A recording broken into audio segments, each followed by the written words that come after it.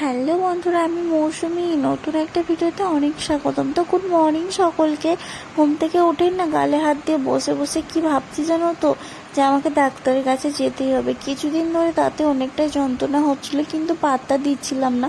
কিন্তু এবারে দেখছি না, পাত্তা না দিলে হবে না, আর ডাক্তারের কাছে আমাকে যেতেই হবে। মানে এতটাই যন্ত্রণা হচ্ছে, আর খুব কষ্টও হচ্ছিল।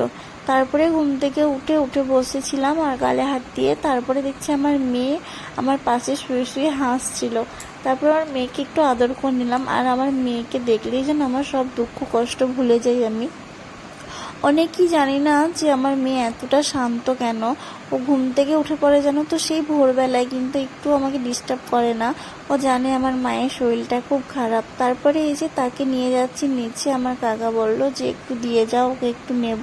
ওকে দিয়ে আমি চলে যাব পুকুর পাড়ে ব্রাশ করতে, আর কিছুটা বাবু জিনিস ছিল কাচতে হবে বলে। বললাম না আজকে ডাক্তারের কাছে যাব, আমার শরীরটাও খুব খারাপ করছে, দাঁত দিয়ে রক্ত পড়ছে। ব্রাশ করছি দেখছো তো, ব্রাশ করার পর দাঁত থেকে অনেক রক্ত বেরিয়েছে আমার। তারপরে এই যে ব্রাশ ট্রাশ করে চলে এসেছি কিছু খাবো বলে। কিছু খেতেও ইচ্ছে করছিল না, মানে মুড়িটা আর কি জলের সঙ্গে ভিজিয়েই খেয়েছিলাম, কারণ খুব শরীরটা খারাপ করছিল। তারপরে এই যে এদিকে নাচতে নাচতে চলে এসেছি পেপার পড়বো বলে। কারণ জানো তো খবর, মানে পেপারে তো খবর দেয়, সেগুলো একটু পড়বো বলে পেপার নিতে আসছিলাম। আর এই যে গেটের কাছে পেপার দিয়ে দিয়েছে, নাচতে নাচতে যাচ্ছিলাম, মানে কি আর করবো। এই যে তারপরে বললাম যে ডাক্তারের কাছে যাবো, তাই একটু রেডি নিয়ে হয়ে গেছি। কারণ জানো তো আজকে হচ্ছে স্নান টান করে যাইনি, এমনি যাচ্ছি, যেহেতু অনেকটা সকাল সকাল ডাক্তারের কাছে গেছিলাম। আর ডাক্তারে আমার প্রথম নাম্বারেই ছিল বলে তাড়াতাড়ি গেছিলাম। আর গিয়েই না ডাক্তারকে পেয়ে গেছিলাম, আর আমার মাসিকে বলছিলাম, মাসি তুমি কিন্তু ডাক্তারকে বলবে আমার যেন দাঁত না তুলে, কারণ আমার দাঁত তুললে আমার অনেক কষ্ট হবে। মাসি বলছে না না, সেরকম কিছু না হলে দাঁত তোলে না। তো ওইটাই বলতে বলতে যে ডাক্তার দেখানো হয়েও গেল আমার। আর আমি ছাতা মাথায় দিয়ে কোথায় যাচ্ছি না তো, প্যাম্পাস আনতে।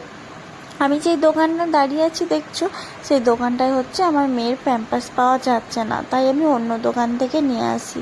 আমি একসঙ্গে না অনেকটাই নিয়ে নিই, 40 পিস 30 পিস এরকম নিই।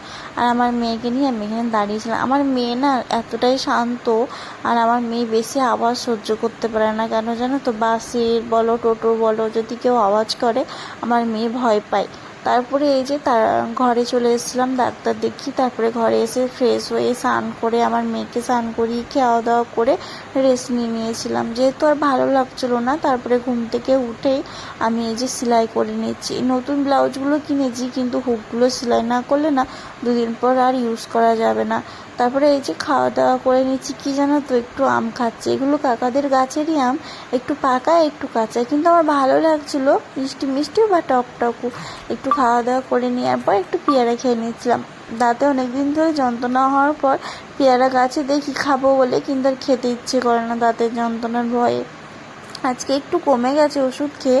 তারপরে এই যে আমার মেয়েকে একটু নিয়ে বাইরে ঘুরছিলাম, মানে কাকাদের এখানে এতটাই জায়গা, বাইরে যাওয়ার কোনো ইচ্ছেই হয় না, ওদের ঘরের ভিতরেই আমি একটু ঘোরাফেরা করে নিচ্ছিলাম আমার মেয়েকে নিয়ে।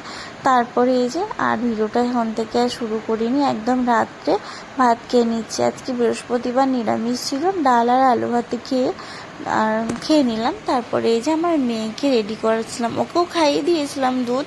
তারপরে এই যে এখানটা ওকে রেডি করাচ্ছিলাম আর ফ্রেশ করছিলাম বলে মনে হয় এতটাই কান্না করছে, ও ভাবছে ওকে যেন কেউ মেরেছে।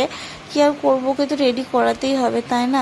রেডি করিয়ে এই যে ওকে ঘুম পাড়াতে নিয়ে চলে এসেছিলাম ওপরে, আর ওকে ঘুম পাড়াচ্ছি, আর ও ঘুমাচ্ছেও না, কতটা দুষ্টুমি করছে জানো তো। আর আজকের মতো ভিডিওটা এখানেই শেষ করছি। শুভ